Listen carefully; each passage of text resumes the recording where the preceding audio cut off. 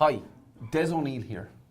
So, FRS 102 landed in 2016, and now Section 1A of FRS 102 and FRS 105 have landed this year, with the implementation of those changes hinging on the commencement of Companies Accounting Act 2017. Over the past 2 years, the phones have hopped and the questions have flowed. It started off with FRS 102, now it's moving to Section 1A, FRS 105, and really for the last 6 months it's been all about Section 1A of FRS 102, FRS 105 and Companies Accounting Act 2017. Now, back in part 2 of this 3-part workshop series on Monday, I clarified how all the change could have been made much easier by 2 small changes to how the legislation was enacted and commenced. But we've missed out on that opportunity, and it's all behind us now. This is a third of a 3-part training series. So if you haven't seen video 1 and 2, they're here beside me. Video 1 looking at Section 1A of FRS 102, video 2 looking at FRS 105. So they're accessible for the next 8 days until we close down the 2018 registration for FRS102.com. Now, one thing that we have noticed over the past year is that, despite the fact that accountants tell us they're suffering from financial reporting fatigue, and that they're tired of all these changes. Now, some accountants, of course, clarify that and say it's not financial reporting fatigue, it's just general fatigue and legislative fatigue, that there's so much change going on at the moment. But accountants are fed up with the change, but we're still seeing issues in financial statements being produced. And I'm not just talking about new issues. You see, we're getting queries in, and that's what this video is about. We're getting queries in. We are seeing financial statements as we help people prepare for monitoring visits. We're seeing financial statements as we do cold file reviews. We're seeing pre-monitoring visits, post-monitoring visits. In the reports from the institutes, we're seeing mistakes in financial statements. What's happening here is that, back in 2016, people very trepidatiously converted to FRS 102. Now, of course, some people held on to Frizzy for as long as they could, but because of the delays in Companies Accounting Act 2017, they had to then take the plunge to FRS 102. And what I think has happened is that once accountants did the first couple of transitions to FRS 102, they became comfortable with the new financial reporting regime, and they began to fly through the transition process. But now what we're finding is that even within FRS 102, forget about Section 1A, forget about FRS 105, even in FRS 102, that there are issues and there's mistakes. There's challenges arising. In this session, we are looking at the 5 key issues that cross John's desk every week. So, to help you with this, John has created a 5-part guide that deals with the mistakes, the issues, and the problems that accountants are facing. Now, John and myself are going to talk about these issues, we're going to go through the issues, but right now I want you to download this guidance document. So just press pause in the video and then come back to me when myself and John go through these 5 issues. You see, this is ultimately what John excels at and what OmniPro specialise in. We believe that being an accountant should be a profitable and rewarding experience, so we support accountants technically and strategically to ensure you can meet your regulatory and compliance requirements in the most effective and profitable manner possible. And simplicity is the key. John does simplicity.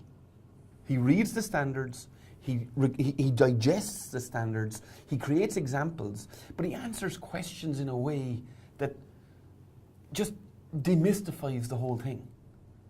And that's ultimately what FRS102.com is all about. Like, John has spent, I think, John, we can't count the hours in hundreds anymore. He's nearly on thousands of hours reading the standards, answering the questions. Examples, templates, guidance, sample financial statements, you name it, he's done it. And basically, John's done the hard work so you don't have to. Yeah, and I think we constantly update it. It's based on if we get a new query, obviously that's going into the material within FRS 102 as well. Yeah, it's a live a living document. Like being a member of FRS102.com means you get all the knowledge to keep FRS 102 simple and get your disclosures right. Basically all John's hard work and knowledge at your fingertips. Now, this video is focused on these 5 key issues and 5 common mistakes. We're going to look here at accounting for preference shares. We're going to look at changes to Section 11 in relation to discounting non-market loans. We want to look at Section 10 in relation to prior period errors, which is not something you would associate with being a big problem, but it is an issue. And then we want to look at Section 9 in terms of consolidations. And the final piece here is SORP FRS 102. Now, obviously SORP FRS 102 is only for those entities applying FRS 102, SORP. But when it comes to SORP, this is a very common mistake and a very common issue. John, do you want to start us off? So, first of all, here we have in the handout, what we've done is we've given you extracts of the guidance documents that John has created in relation to these specific issues. So we've got extracts and we've got examples. The first one we're going to look at here, John, is accounting for preference shares and the fact that all too often they're incorrectly accounted for. Do you want to talk us through the issue here, John, and what people need to be aware of and what they need to watch for? Yeah, I suppose we talk about preference shares. So Section 22 is the section that deals with it. It also relates to loan notes, not necessarily preference shares. But the problem that we see a lot of the time is that actually these preference shares these types of preference shares are actually shown within equity when they should be actually shown within the liability section of the balance sheet. So my idea, or what I always say, is for the accountant to think, well, if you see preference shares, your first thought, well, think of them as liability, and then look at the rights to see, well, maybe they are equity. But the safest option is to start as a liability and move down to equity afterwards. So your suggestion is to go to the default position. The default position, when I see preference shares, okay, I need to treat them as liability, and then if you can argue your way out to equity, we'll do so. Yeah, because I think you're going to come back to, whereas if the mindset is going to be equity, you're probably automatically going to put them into equity straight away. John, this obviously, reclassifying preference shares that previously were equity as a liability has a significant impact on the balance sheet. Yeah, absolutely, and this is why you'd be talking to accountants and saying their client will be, because maybe previously they were incorrectly accounted for, the client will be desperate, upset in relation to it. But the reality of it is, if these shares, we can talk about the rights, if these shares are, have the rights that they need to be repaired, there's a set coupon, they are debt, and that is the reality. That's why they're up in liability. And that's why any reader of financial statements should be able to see, well, look, they have this debt which needs to be paid.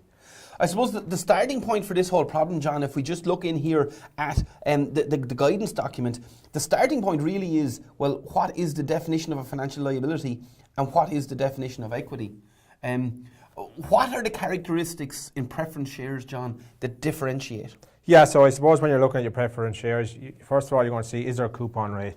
Is there a fixed coupon rate which must be paid? So you look at the rights of shares. If a coupon rate is there and it says it's a coupon rate at 6% and it's at the, it has to be paid. It's not a discretion of the company. Then that's the first indication that it's a liability to be on the balance sheet. The next indication that you might look at to see whether it's a liability is see if it has to be redeemed at some point in the future. Even 5 years time or whenever. That there would indicate that there's liability. In effect, you can't avoid, when you're looking at these, you always see, is the company in control of avoiding, repaying the liability effectively or paying the coupon? If you can't avoid it, it's liability. And John, the bottom line here is, it's not a question of whether I have the money to repay, it's what the agreement says. Yeah, that's it, and that's a common problem. So I suppose some people might have probably classified correctly in relation to a liability, but then they haven't accrued for the coupon rate each year because of the fact to say, well, we can't pay it, we don't have distributable reserve. That's irrelevant in relation to this. Just let's zone in on that piece, because this is a common thing that I see. So we've got a preference share in, and let's say we've got 100,000 in preference shares, and they're at a 6% coupon rate. Now, they don't have distributable reserves. Should that coupon of 6% be accrued for irrespective, or should it only be accrued for when distributable reserves arise? No, it has to be accrued for irrespectively, because the rules of the scheme say that, look, they must be accrued. There's no discretion here. If they had profits in the morning, it would be payable straight away. So your liability on your balance sheet must reflect that you have that liability as being where you classify them will depend or the rights as to whether they're in 1 year time. let's say a common problem you'd also see, let's say that preference shares were issued maybe a good few years ago and they're still being shown as greater than 1 year liability, when in fact now if they get distributor reserves in the morning, it would be repaid straight away, so it should be within 1 year. Just I suppose watch the classifications in relation to them and just watch the rights in relation to the shares, when they're repayable, when the coupon is payable, because sometimes it's compounded and sometimes it's not. So John, just looking in here, we don't want to go too deep on this. Is there any particular, out of the examples, or is there anything particular in the guidance document that you want to highlight for people? Like this example here, we basically have, example 1 looks at where preference shares are at the option of the holder with mandatory coupon. So how would you be classifying them? Straight away, so the company can't, I always say, well, can the company avoid it? In that particular case, they can't avoid it. The rights say that it must be paid, the coupon rate must be paid, and it must be redeemed at the option of the holder, so they can say when they need to redeem it. So it's all liability. And I suppose important then, if it's classified as liability, any dividend that you're accruing must go into interest expense. It can't go into profit and loss reserves like it would, say, for a normal equity dividend. And that's an error that you'd see as well. I suppose just while we're on, when you classify something as a liability, here you're into Section 11 and Section 12 rules of FRS 102. So once you've decided, well, now this is a liability, you now have to assess whether it's a basic liability in accordance with and accounted for in accordance with Section 11, or a complex in accordance with Section 12. So then you're into the amortised cost, the effective interest rate model that you need to work with. So hold on there now, John. You're compounding the headache. So now what you're saying is, well, not only do we need to reclassify it from the bottom half of the balance sheet up into a liability situation, but what you're also saying is, if it is a long-term liability, that we need to look at if the coupon rate doesn't match the market interest rate, that you might need to look at an amortised cost model if it's material. Yeah, absolutely. And I suppose that's assuming it's basic. There are some complex ones out there, the likes of maybe Enterprise Ireland. They have a type of preference shares whereby their coupon rate, I think, of 8%, and they go down to 3% if the conditions for the money that's been given have been met. In that particular case, it doesn't actually meet the definition of basic, because it's going from an 8% downwards, and if you look at the definition of what is a basic instrument in 11.9, that doesn't meet that definition. So technically you're into Section 12 there, and you have to assess whether you need to fair value that or not. Okay, so that's a double whammy. So we've got an example here: non-redeemable preference shares with mandatory coupon at market rate. So they're not redeemable. Yeah, but they're into perpetuity here, so the full amount is a liability in that particular case, because until the company says we're going to redeem them, they still have to actually keep paying the coupon rate in relation to them. So the full amount will be a liability in that respect. Okay, you've given us a good overview. Anything else, John, here before we leave? Where like the last one of these that's crossed your desk, and the most recent query on this, have we covered off on that issue, or is there anything else? Yeah, I suppose there is a get out in relation to whether it's a liability. It's called a fixed for fixed. So if you've got shares, you've been issued preference shares, and they can be, our loan notes, let's say, they can be converted into our preference shares or loan notes into ordinary shares at a fixed amount from the inception. For when you got the shares, the rules are there that you can convert them to 200,000 or 200, let's say, shares. In effect, that there is equity. It's a fixed amount. You know from the start what amount of shares you're going to get. Whereas there's a variable number of shares, let's say you convert your preference shares into a variable number of ordinary shares based on the market value at the time of the conversion. That there is a liability, because what you get will depend on the future. Okay, that is a get out, but when we look at the likes of, the most common place we come across this is probably Enterprise Ireland, to a lesser extent your local enterprise boards, EIS schemes. That's practically where we see this stuff, and that fixed for fixed conversion to equity really won't work there. No, it doesn't. It's only more in a private situation. That's it. And I suppose with those type of Enterprise Ireland shares, they have a variable amount. They do cap it, but that's not relevant in relation to assessing whether it's debt or equity in relation to Section 22. John, the second thing that we want to look at is our beloved Section 11 of FRS 102. Now, Section 11 of FRS 102, I suppose most people have engineered ways to avoid having to do the amortised cost model by making debt repayable on demand or market interest rates, with making it repayable on demand being the key one.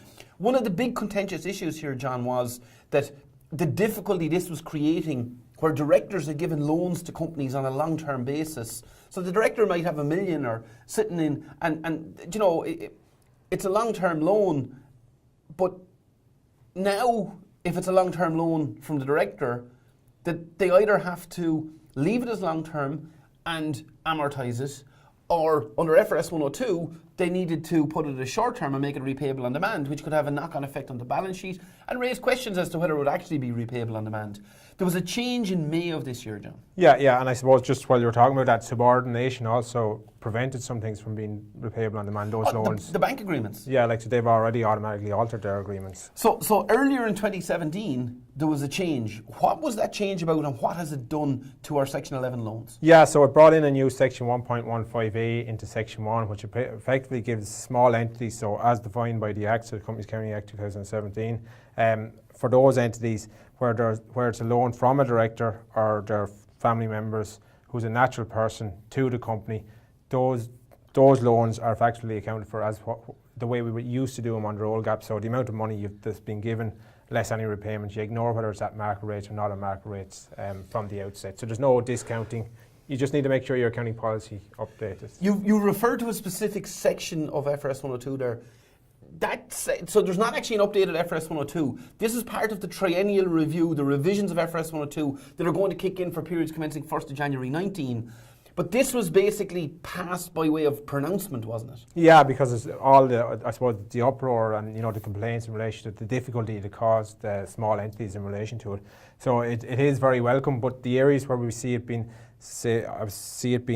where you fall down is that if people are using it, they're not including it in their accounting policies, which they need to include. So you need to specify. So I previously had a director's loan, and let's say I, and I know people wouldn't do this, but let's say I just stuck it into long term. I didn't amortise it. I didn't really do anything, because we are seeing those types of accounts, okay? But now I'm right, but I still have to quote the policy. I can't just leave it there. I have to quote the policy and adjust my accounting policies. Yeah, that's it. Like technically, if you've previously done an amortised cost and used the financing arrangement and used the market rate of interest, you need to go back and retrospectively adjust it as a prior year adjustment and restate the comparative periods. But in your situation, as you say, coincidentally, they were correct in what they used. I suppose the other where we do see where people are using it is where they actually think it's between small companies, related companies. Yeah, and it's not. This is solely directors and loans from directors to companies. They even go as far in the pronouncement, they even go as far as saying that this cannot be applied by extension or otherwise, that it is only where natural persons who are directors hold shares in an entity. I suppose the natural persons piece is, how could you have a director who's not a natural person, but this is covering the UK and Ireland. So in the UK, you can actually have companies who act as directors in Ireland. We can't have at all here. Anything else before we go on to the next area, John? Any other changes on Section 11 or any other issues that you're seeing? Well, I suppose the issues that we're seeing now, FRS 102, people implemented them, whatever, last year, the first year, some the previous year. If they did have to do discounting in relation to Section 11 loans that were at non-market rates, weren't repayable on demand, they had to, so a lot of them had to put in terms of the loan and make estimates as to when it's going to be repayable. The reality is that, they are estimates, things are fluid in maybe related companies, group companies. So in that particular case, you do need to be looking at the guidance in relation to a change in cash flows. So within the guidance document there, I've given an example. So if you originally, let's say you discounted something, you thought there was going to be payments of 10,000 a year, and it turns out there was one-off repayment outside of that term, you would have to go and present value the future cash flows at the original effective interest rate again. And the difference between what's on the balance sheet versus what it needs to be now is recognised in the profit and loss account as an interest expense. Yeah, when people were looking at this, John, I remember back in January 16, February 16, when we were first creating FRS102.com, and we talked about that point. People were just dealing with I've got to do the amortised cost calculation, whereas now this second revision piece is coming home to roost. Yeah, because it's real life. Sure, the companies are fluid. They're not going to. But for you to account for it, and for the company to account for it, they had to make a call at that point in time as to what they would be. Okay, so like anything that John is talking about here, he's giving you theory, but he's also giving you examples in your guidance document. John, the next thing that we want to look at here is prior year adjustments. Yeah, so I suppose we know when people transitioned there was a whole heap of financial statements corrected for errors that were technically called on transition, but were errors under Yeah, no so matter what gap. where there was old problems, we used the transition adjustment to put them in as transition adjustments, and it was a legitimate approach. Yeah. No, they had to be corrected, like so. Yeah, it was a legitimate approach. I suppose the big difficulty here, John, like most people, prior period errors under the old regime, it had to be so significant and fundamental, the financial statements didn't give a true and fair view. Now the bar has dropped significantly. It just, the error just needs to be material, which is a whole different ballgame. Yeah, like, I just, when I was in practice, I used to be able to talk off errors, fairly easily because they weren't fundamental. But now when they're material, they're on your sum, like, let's say, they are material. Your summary of unadjusted differences, if they're there, there's no real argument that you can make unless, that they say that they're not material, so that you would have adjustment. That's why it's highlighted here. That's what we're seeing. People do have errors in FRS 1 or 2. Maybe they brought them through and across on a transition, some of them, but others have, let's say, they're coming into, I suppose, effectively the third year doing their accounts now, and they've made errors in the past. So this is why they're in here. We do see prior year adjustments, and we do see them incorrectly disclosed in the financial statements. You've so basically, John, you've clarified here in the guidance document. You've clarified what needs to be disclosed, technically from within the standard. But then you've gone on and you've given a full, detailed example of taking a prior period disclosure all the way through. I suppose the one thing that I believe catches people here, John, is that they just the scale and the extent of the adjustment, that it's impacting throughout your profit and loss, your balance sheet, your notes. That there's a huge level of detail needs to be disclosed when there's a prior period adjustment. And I'm not saying that this would ever be the accountant's fault, but neither accountants nor clients like prior year adjustments because somebody messed up in the previous year. Yeah, it doesn't reflect good when they go into the public record. And I suppose now, even with the abridged account, Section 1A still requires prior adjustments to be disclosed. So, and we know with the abridged accounts that there's so much more detail in them. You actually see the error and how it arose, whereas previously you mightn't have. And prior year adjustments for FRS 105 companies, John? Yeah, they are still required. Yeah, so it doesn't matter. You're still going to see them. So I suppose you'll see. In short, you need to disclose the impact it's had on each financial line item affected in relation to it, and make it clear that there has been a restatement wherever the figures have changed. So the restatement on each individual line item. So this is going to possibly impact on our profit and loss, impact on our balance sheet, and then also your detailed note then will cap it all off. And this is all going into the company's registration office and is a matter of public record. So there's nowhere really to hide. That's it. And I suppose it's not just, I suppose a reclassification is technically an error as well. So, those sort of things should be disclosed as well. Okay, so after that, John, our next topic and our next focus area is consolidation and golden shares. Obviously, with the consolidation thresholds falling under Companies Accounting Act 2017 from 20 million turnover, 10 million balance sheet and 250 employees, now the consolidation threshold is coming in at only 12 million turnover, 6 million balance sheet and 50 employees. A whole lot more companies need to consolidate. But John, I think you're focusing in not just on consolidation, you're actually focusing in here on golden shares, because we might have our groups, but then the golden share groups, they need to, and the golden share subsidiaries, they need to be pulled in because basically the golden share is creating a group structure. Yeah, and this is an error when we get, say, accounts to review or we get queries in. Clients don't even consider, or some accountants don't even consider the fact that golden share now we have actually two consolidation accounts. Maybe they've only one entity in the golden share elsewhere. They just thought they were doing entity accounts. But now they have to look to the golden share and actually look through and see what golden share holds. If the company with the golden that you hold the golden share has subsidiaries, well then they will be included in the consolidated financial statements as well. I always describe, John, the accountant's view on golden shares that it's a la carte. So we've got a golden share in because we've got loans, and this is to legitimise legal loans. But so we use golden shares for that purpose, but then when it comes to consolidation and the considerations that you've just given and the look through, that's kind of different. Once you're golden share, it gives control, so you definitely fall under the auspices of Section 9. As you say there, I had a case this week whereby there was actually two golden shares issued in the same company. So there was two companies that had the ability to control the board, which obviously couldn't happen, so it meant nothing for both of them. It was just from the point of view of trying to lend money that they were thinking from in isolation. And I suppose what John has just given us a really obscure example of some of the stuff that crosses his desk. He's not just our FRS 102 guy, he's really our accounting and tax guy. I think we've seen a lot of things, John, but two conflicting golden shares, that's probably a first. Yeah, it is the first time I've ever seen it anyway. That's unusual. Okay, so consolidated and separate financial statements. Golden shares are giving rise to control. We've got our core group over here. There's a golden share. We have to look at this entity and all its subsidiaries. Yeah. So and I suppose, how do we account for them? Why does it give you? Why, if you have a golden share, I suppose, let's say you have one company.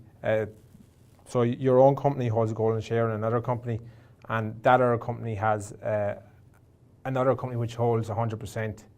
So technically, if you were looking, you have to decide who is the subsidiary here. So with the golden share, as they give you the power to appoint and remove the board of directors, you're seen as controlled, but you also need to make sure that you're getting some benefits in relation to it. So technically, if you have a golden share, you're probably trading a lot of times. So that it's not just that there's a golden share in place; it's that you get some benefits in relation to it. So I suppose don't automatically jump to the gun. But in the majority of cases that I've seen where you have the golden share, you actually are getting the benefits, so therefore you are the parent company. And in this particular case, that other company that owned 100% of the shares actually wasn't the parent at all, for consolidation. Okay, so that benefits piece is important. Yeah. If there is a trade, that benefits piece is really critical. John, I know that it's not necessarily FRS 102, but life is not always clean and clear, and there's always crossing of boundaries and crossing of borders. FRS 102, golden shares, okay, we're not going to disassemble a group just because we need to do a consolidation, but is there a way of unwinding? Can we unwind golden shares and replace them possibly with SAPs if there is money borrowed? Is that an option? Yeah, I suppose it is an option, but then you need to make sure, can you actually repay that share, or will you convert the money to preference shares, so that they're not within the remit of, I suppose, the legislation in relation to Section 239. So instead of redeeming the share, you might just convert it, change the rights to it so it's no longer controlling. And then if there is loans, look at setting up a summary approval procedure. Yeah, that would be one. So I suppose that the examples here go through, how benefits might arise, how control, or, how you assess control in the situations where, not just for a golden share, but for any types of companies. So that's within the document that I've shown. This structure that's on screen there now at the moment is effectively just showing you a structure. So we have a parent company here. Subsidiary B was owned 100% by the parent company. And you can see subsidiary C then has a golden share, or B has a golden share in subsidiary C. So subsidiary C had to be consolidated in the parent company in that particular case. So in the consolidated accounts of parent D, how would you account for it? It's effectively bringing all the income of subsidiary C into the consolidated parent's financial statements, and then at the bottom of the consolidated profit and loss account, attributing all the income and all the profits in relation to that subsidiary C to the non-controlling interest. So effectively 100%. So if you only had one parent and one subsidiary, and the subsidiary was the subsidiary that you held the golden share in, all that income will be shown in the consolidated P&L, but at the bottom it will be all shown as being income attributable to the non-controlling party, which you can see in this illustration here, is what we're doing here on the last column. Likewise, the balance sheet, all the figures come onto the balance sheet as before. So any balance sheet figures from that company that you hold a golden share in will come in as fixed assets, current liabilities, they'll come all in. And then at the bottom of the balance sheet, you'll have the amount of the attributable to non-controlling interest. So we take everything in, but essentially then we take it all back out and we say, well, the non-controlling interest really is the beneficiaries here, so it's excluded from our consolidated figures. And I suppose the journals here go through how you'll post those journals in your consolidated financial statements. Yeah, this is one of my favourite examples in the pack because it is a real one, and it is one that is causing real issues and real headaches. I've come across the question myself. Thankfully, I don't have to answer difficult questions like that because John has the answers. John, the last area here, this is not something that is mainstream because not every charity is doing SORP FRS 102 accounts. But you felt the reason for your inclusion in this is obviously within FRS102.com you've got all the charity stuff and you've got all the accounts. what you're finding is in companies who are producing SORP FRS 102 accounts and charities that this issue is causing serious headaches. Yeah, it's some of them don't identify the fact that under charity SORP FRS 102 that you can't apply the accruals model for grants in relation to it. So when you'll see a set of SORP accounts and you see grant liability on the balance sheet, that's what you see regularly enough if they are doing SORP accounts. That's wrong. That needs to be, you need to assess whether actually that potentially should go into the income statement straight away, because the performance model must be used under FRS 102, which effectively says when you get the grant and you meet the conditions, you must recognise the grant in the income, in the SOFA at that point in time. There is no deferring it and matching the release of the grant with the depreciation on the building. It actually has to be released when you meet the conditions. And I suppose this issue is most significant, John, on transition, but equally we're seeing people like some of these other examples. It's not just about transition. We're seeing people who missed it on transition and now have to go correct the accounts, and that's leading back to our Section 10 prior period error if you've accounted for it incorrectly in the previous year. Yeah, and I suppose this example here in the pack is going through, well, look, how would you account for this change in county policy on transition? But as you say, these new charities have different things each year, so you could come across a grant. Just make sure that you do account for it as under the performance model, and that's why I have it in here, just to remind you of that in the journals that would be required. Okay, so that is our 5 examples, and you see, for me, FRS 102 and all the requirements of company law, they need to be made practical. It needs to be simplified. And the implementation of all these new and old requirements needs to be made more efficient. And the biggest thing for you as accountants is, well, we've got to do all of this, get it right, without it costing you an arm and a leg in terms of time. And that's where we and John and everybody in OmniPro are here to help you. And that's why we built FRS102.com. Now, this video is not about that, but I will be sending you another video this week giving you a detailed overview of FRS102.com and all that is new and all that's in there that you can get your hands on as a member. In that video, I will also be outlining some bonuses for early movers. So make sure and keep an eye out for that video, because it's only the early members and renewers who will get some really valuable bonuses during the 8-day period. So, key changes, key issues, key challenges. When it comes to FRS 102, it's about being able to put your finger on what matters when you need it to hand. Some of this stuff will be routine, but it's when we go off-piste that it really makes a difference. So, until our next video, if you have any comments, please drop them below here. If you have any thoughts on this video, if you have any thoughts on FRS 102, Section 1A, FRS 105, we want to hear what you have to say. If you found the video of any benefit, John taught me in that video, so I believe there's value in here. Between the video and the quick guide, if you found it beneficial, make sure and share it with your colleagues. So for now, wishing you all the best, and remember, we're only ever a phone call or an email away if we can be any service to you or your firm. So talk soon, bye for now, and in the meantime, let's get it done.